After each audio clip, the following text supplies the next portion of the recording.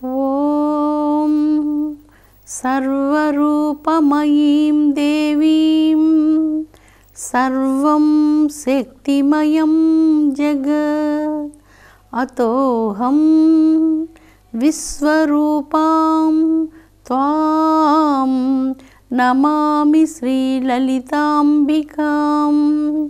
నమామి శ్రీలలితాంబికాం. అమృతాత్మస్వరూపులైన మీ అందరికీ మీ తల్లి అవ్యాజ్యమైనటువంటి మాతృప్రేమనందిస్తూ జగన్మాత సర్వమునందు వ్యాపించినటువంటి దివ్య శక్తి, అఖిలాండకోటి బ్రహ్మాండాలంతా వ్యాపించినటువంటి శక్తి, ఆధ్యాత్మిక శక్తి జగజ్జనని. ఆధ్యాత్మిక శక్తికి మూల కేంద్రము భారతదేశం.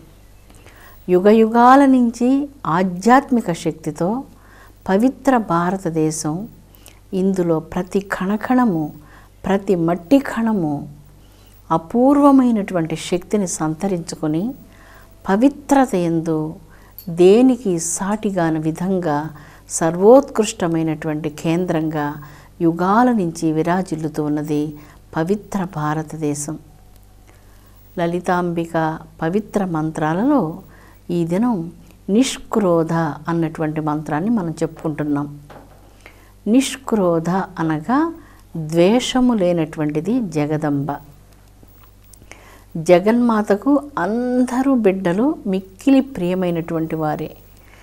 ఏ బిడ్డ యందు తల్లి ఉపేక్ష వహించదు, ఎవరి యందు క్రోధం లేనటువంటిది, ఎవరి మీద ద్వేషం లేనటువంటిది, అందరి మీద అవ్యాజ్యమైనటువంటి దివ్యమైన మాతృప్రేమను వర్షించేటువంటిది లలితా భవానీ దేవి.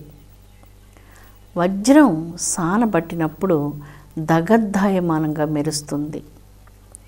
భరత భూమిలో మానవ జన్మ లభించడం ఒక వజ్రాన్ని సానబట్టడం లాంటిది. మనందరికీ తెలుసు, ఈ యొక్క మధ్యతరగతి కుటుంబాల్లో, సామాన్య కుటుంబాల్లో, మన ఇళ్లలో ఎటువంటి కష్టాలు ఉంటాయో మీ అందరికీ తెలుసు. చాలా సంసార సముద్రంలో నిరంతరం ప్రతి నిమిషం ఏదో ఒక సమస్య, ఏదో ఒక కష్టం వెన్నాడుతూనే ఉంటుంది. ఈ సంసార సాగరంలో ఈది అలసిపోయినటువంటి భక్తుడు ఎంతో ఎన్నో కష్టాలు, ఎన్నో సమస్యలు నిరంతరం ఎదుర్కొంటూ వీటన్నిటి మధ్యలో జగన్మాత యొక్క పాదాంబుజాల స్మరణ భక్తుడు, బిడ్డడు విడిచిపెట్టడు. దీనికే వజ్రాన్ని సానబట్టడం అని చెప్పుకోవచ్చు. ఈ కష్టాలు, ఈ సమస్యలు, ఈ అవమానాలు, ఈ నిందలు, ఈ అపవాదులు, ఈ దారిద్ర్య బాధలు, ఈ భయంకరమైన అనారోగ్యాలు, వీటన్నిటి మధ్యలో హృదయం, భక్తి కలిగిన హృదయం వజ్రాన్ని సానబట్టినట్లుగా సానబెట్టబడుతూ ఉంది. అప్పుడు అది గాజు పెంకు కాదు కాబట్టి ఆ వజ్రం ఎన్ని రకాలుగా సానబెట్టినా, ఎన్ని రకాలైనటువంటి పరిస్థితులు ముందు నిలబడినా వాటన్నిటికీ నిలచి ఎదుర్కొని ధైర్యంతో ఉంటాడు. జగజ్జనని అటువంటి భక్తులను నిరంతరం వెన్నంటి ఉంటుంది.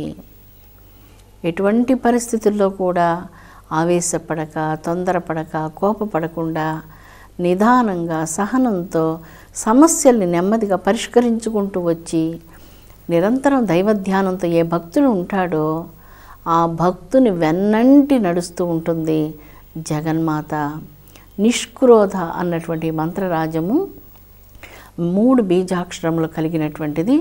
భగవద్గీతలో భగవాన్ శ్రీకృష్ణులు ఇలాగ చెప్తారు, నాకు ఎవ్వరూ శత్రువులు లేరు, నాకు ఎవ్వరు ద్వేషులు లేనే లేరు, నాకు ఎవరు ప్రియులు కూడా కారు, అందరినీ సమానంగా నేను వీక్షిస్తూ ఉంటాను, ఎవ్వరి యందు నేను కర్తృత్వ బుద్ధిని కలిగి ఉండను అంటూ భగవానుడు సెలవిస్తూ ఉన్నారు. అపురూపమైనటువంటి మాటది. కర్తృత్వ భావన లేకుండా జీవించగలిగిన రోజున మనం కూడా నిష్క్రోధాన్ని పొందగలం. ఇప్పుడు మనం రాగద్వేషాదుల చెలగాటలో జీవితాన్ని నష్టపోతూ ఉన్నాం. అహంకారం వలన మనకు కోపతాపాలు కలుగుతూ ఉంటాయి. అహంకారం ఎవరు అంటే మన పగవాడు అని చెప్పుకోవచ్చు. అణకువ మన మిత్రుడు, మన ఆత్మీయుడు అని చెప్పుకోవచ్చు. అహంకారం వలన సర్వస్వాన్ని మనం పోగొట్టుకుంటాము. అణకు వలన సర్వస్వాన్ని మనం పొందగలుగుతాము. అహంకారం మన జీవితాన్ని పతనం చేస్తుంది. అణకువ మన హృదయంలో మంచిని, ఆత్మీయతను నింపుతుంది. మన హృదయంలో మంచిని, ఆత్మీయతను నింపుతుంది మన అణకువ. అందువల్ల ఇక్కడ నిష్క్రోధ అన్నటువంటి దానిలో క్రోధం అన్నటువంటిది భగవద్గీతలో మీరు చదువుకొని ఉంటారు కదా. నరకానికి 3 ద్వారాలు. మొదటిది కామం. కామాద్భవతి క్రోధ. కోరిక వలన తన కోరిక ఏది ఉందో ఆ కోరిక నెరవేరనప్పుడు కోపం కలుగుతుంది. క్రోధాద్భవతి సన్మోహ. సన్మోహ స్మృతి విభ్రమ. స్మృతిభ్రంశో బుద్ధినాశ. బుద్ధినాశో వినశ్యతి. ఇదంతా మీరందరూ ప్రతినిత్యం పారాయణం చేసేటువంటి దానిలో మీరు ప్రతినిత్యం ఇది మననం కూడా చేస్తూ ఉంటారు. క్రోధం ఎందుకు వస్తుందంటే మన ఒక అభిలాష వలన, మనకు కలిగేటువంటి ఒక విషయం మీద కోరిక వలన మనకు కోపం వస్తుంది. కోరికలు మనకు తక్కువగా ఉన్నప్పుడు కోపం కూడా మనకు బాగా తగ్గుతుంది. అందుకని ఇక్కడ కోపం అనేటువంటిది మనకు శత్రువు. ఆ కోపంతో మనం మాట్లాడేటప్పుడు ఏం మాట్లాడుతున్నామో, ఎలాగ ప్రవర్తిస్తున్నామో కూడా మనకు తెలియదు. మన శరీరంలో రక్త ప్రసరణ యొక్క వేగం చాలా పెరుగుతుంది. అనేక అనారోగ్యాలకు, మానసిక ఒత్తిడులకు కారణమవుతుంది. కోపం నిజంగా మంచిది కాదు. నరకానికి 3 ద్వారాల్లో క్రోధం ఒక ద్వారం. ఆ ద్వారం దగ్గర మనం ఎందుకు నిలబడాలి? ఎంతకాలం నిలబడాలి?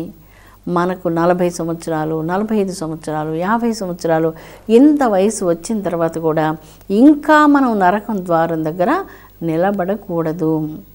అందుకే అమ్మ ఇందాక మనం చెప్పుకున్నాం, భక్తుని ఎవరి హృదయంలో కామం, ద్వేషం, ఈర్ష్య ఇలాంటి గుణాలు లేకుండా స్వచ్ఛాంతరంగంతో తల్లిని శరణు పొంది తల్లి కోసమే జీవిస్తూ ఉంటారో అటువంటి భక్తుని వెంట నడుస్తూ ఉంటుంది, వెన్నంటి ఉంటుంది.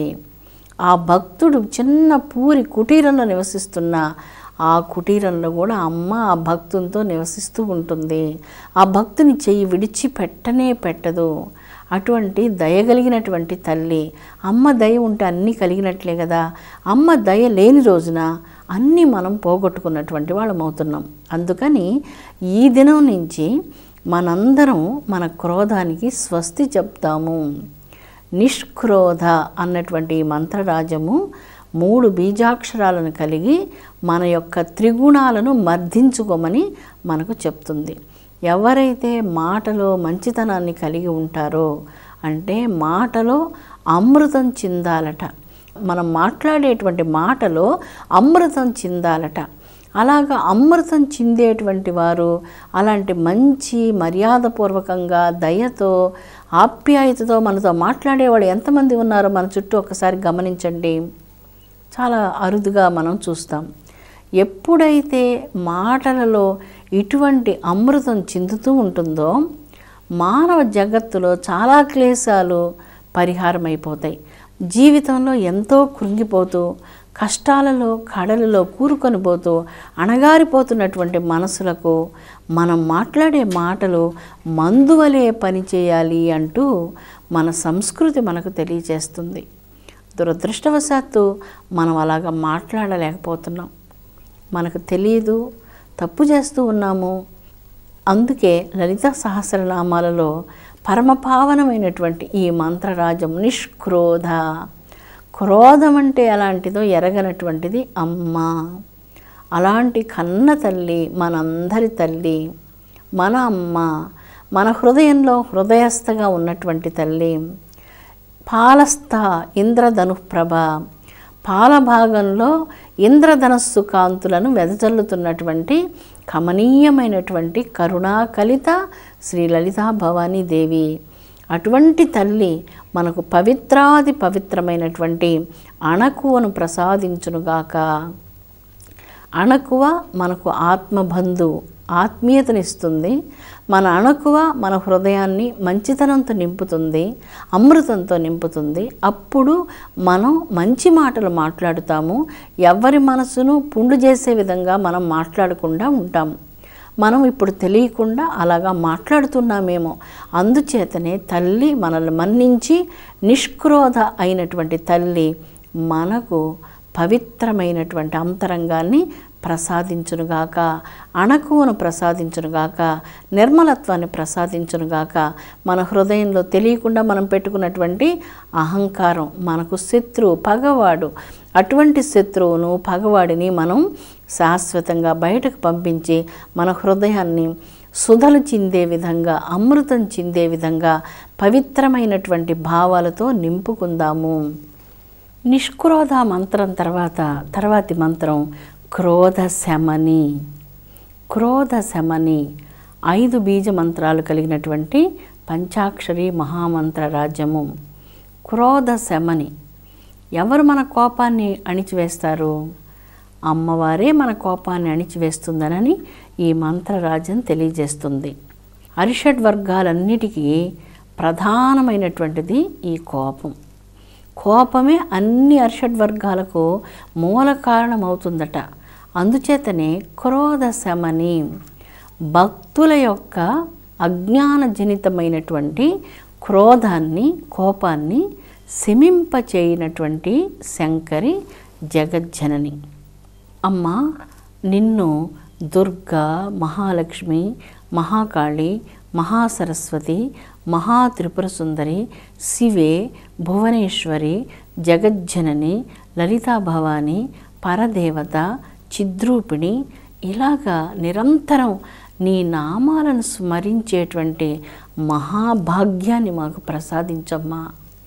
ఎప్పుడైతే మేము నీ నామాలను స్మరిస్తామో పుట్టుకతోనే మేమందరము అల్పమతులం, చాలా అల్పబుద్ధి కలిగినటువంటి వారం. అందుకే ప్రతి చిన్నదానికి అల్పబుద్ధుడిగా ఉన్నందువలన మాకు కోపం, తాపం ఇవన్నీ కలుగుతూ ఉన్నాయి. హే జగజ్జనని, పావనమైనటువంటి నీ దివ్య నామ స్మరణం చేసే భాగ్యం మాకు లభిస్తే మా అంతరంగంలో ఉన్నటువంటి అర్షడ్ వర్గాలన్నీ కూడా పారిపోతాయి. వాటికి రూపం లేకుండా ఎక్కడికో ఎగిరిపోతాయి. క్రోధ శమని, మా హృదయంలో ఉన్నటువంటి క్రోధాన్ని శమింపచేయుము తల్లి. ఎప్పుడైతే మనం కామక్రోధాదులకు బానిసలం అవుతామో భక్తిగా ఉండుటకు మనం దక్షులము కాము అంటూ మన సంస్కృతి మనకు తెలియజేస్తుంది. భక్తిగా ఉండాలంటే మనకు సాధ్యం కాదు. ఎప్పుడైతే మనం నిజమైనటువంటి అనన్యమైన భక్తిని కలిగి ఉంటామో, అహరహము తల్లిని ధ్యానిస్తూ ఉంటాము, మన హృదయంలో నేను, నాది అనేటువంటి ఈ భావన, అల్పభావన శాశ్వతంగా తొలగిపోతుంది, ఎగిరిపోతుంది. అప్పుడు నిరంతరం భగవదర్పితమైనటువంటి అంతరంగాలతో మన హృదయం వెలుగుతో నిండిపోతుంది. క్రోధ శమని అన్నటువంటి మంత్రరాజ్యంలో జగన్మాత భక్తుల యొక్క క్రోధాన్ని శమింపచేస్తుంది. ఆపస్తంభుడు తన ధర్మసూత్రాలలో ఇలాగా చెప్తున్నారు. ఎవరైతే క్రోధంతో ఎదుటివారికి అపకారం కలిగించాలన్నటువంటి ఉద్దేశ్యంతో జపం కానీ, పూజ కానీ, యాగం కానీ, యజ్ఞం కానీ ఇలాంటిది ఎప్పుడైతే చేస్తారో ఆ పూజ, ఆ జపం, ఆ యజ్ఞం, ఆ యాగం వాటి ఫలితం అంతా కూడా ఒక పచ్చి కుండలో పోసినటువంటి జలం ఏ విధంగా వ్యర్థమవుతుందో, అంటే మనం పచ్చి కుండలో ఎప్పుడైతే జలం పోస్తామో ఆ పచ్చి కుండ అలాగ విరిగిపోతుంది. కనుక ఆ పచ్చి కుండలో జలం పోసినట్లుగా ఇతరుల మీద క్రోధంతో చేసిన జపధ్యానాదులు, యజ్ఞయాగాదులు నిరుపయోగం అవుతాయి. అలాగా చెయ్యకూడదు అంటూ ఈ మంత్రరాజ్యం సూచిస్తూ ఉన్నది. మన హృదయంలో క్రోధం, రాగం, లోభం ఉన్నప్పుడు మన అంతరంగాన్ని మనం సంస్కరించుకునేందుకు ఆ అంతరంగాన్ని తల్లి పాదాల దగ్గర సమర్పణం చేసి అమ్మకు ఎప్పుడైతే శరణాగతులు అవుతున్నారో జగన్మాత భక్తుల అంతరంగంలో ఉన్నటువంటి క్రోధాన్ని శమింపచేస్తున్నది. క్రోధ శమని అన్నటువంటి మంత్రరాజ్యం 5 బీజాక్షరాలను కలిగి ఉన్నది. భక్తుడు ఎప్పుడైతే పరిపూర్ణ శరణాగతుడు అవుతాడో, భక్తితో అమ్మను ప్రార్థిస్తూ ఉంటారో, వారి అంతరంగంలో ఉన్నటువంటి మాలిన్యాన్ని కలిగించేటువంటి ఈ అవగుణాలు, కోప తాపాదులన్నిటినీ తల్లి తొలగించి వేసి వారి హృదయాన్ని పరిపూర్ణమైనటువంటి దివ్య కాంతులతో నింపివేస్తుంది. అమృతాత్మ స్వరూపులారా, అమ్మను అహరహము ధ్యానిద్దాం. అమ్మ పాదాలకు మన అంతరంగాన్ని పరిపూర్ణంగా సమర్పణం చేద్దాం. అమ్మ ధ్యానం వలన నేను కాదు, సమస్తము నీవే అన్నటువంటి దివ్యతత్వాన్ని మనం తెలుసుకోగలం. మన హృదయం పరిపూర్ణంగా పరబ్రహ్మంలో లీనమై ఉంటుంది. పవిత్రాత్మ స్వరూపులారా, జగన్మాత విశ్వంలో అందరినీ అనుగ్రహించునుగాక. విశ్వశాంతి వర్ధిల్లునుగాక. ఓం శాంతి శాంతి శాంతి.